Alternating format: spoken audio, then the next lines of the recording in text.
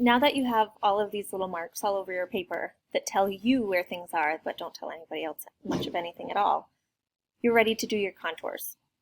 Now, it sounds maybe a little complicated, it's a fancy new word, but really if you think about any coloring book you've ever used in your entire life, that's contour drawing. When you are focusing on contour lines, there's a couple different ways to do it. One is called blind contour, and that's really good for texture. Like when I'm gonna do these flowers at the top up here, I have to turn so now my still life is beside me. When I am doing the contour of like the blue flowers that are just kind of bumpy, I might literally just not even look at my paper and just focus on what that outline looks like. And that's going to help me get the right texture.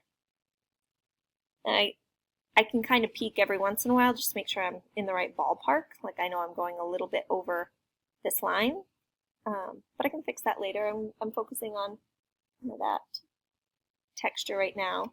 And then I want to run into another flower. So I want to get that shape right. So I'm going to kind of pay more attention to the line. See where lines connect. So as you see, it's kind of starting to look like a line drawing because that's what it is. But contours are the things that go around a shape and show where the edges are. Okay, we're not doing any shading right now. We're not going to turn the pencil sideways and like make it really dark.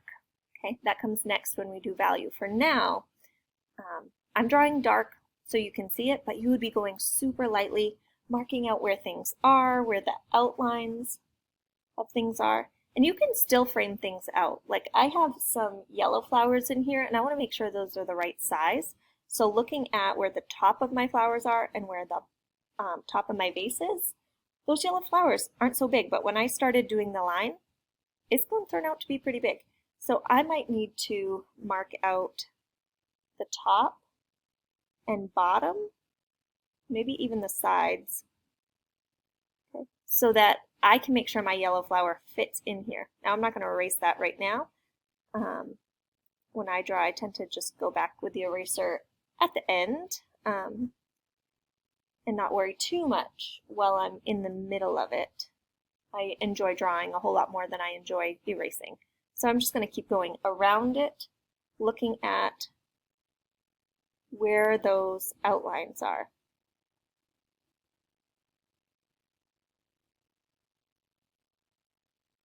Okay, so now it's starting to look like a flower. Again, I'm not shading it in.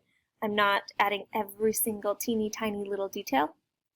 I'm making a coloring book of this still life.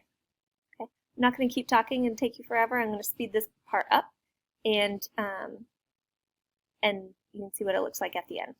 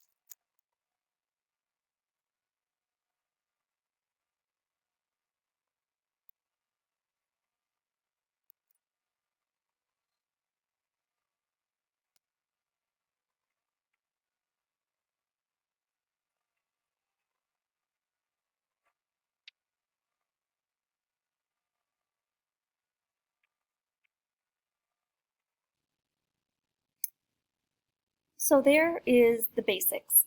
I have a few more details to do. The bottom of this box, I think I'm going to do more with value because the insides of the circles are light and around them are dark, and to make all the outlines, I'm just going to end up erasing the outlines later anyway, and I can always go back and do the contours of those circles.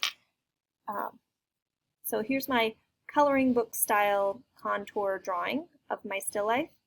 If for some reason I had to put the still life away and couldn't leave it on the table, make sure you take a picture so that then you can look at the picture.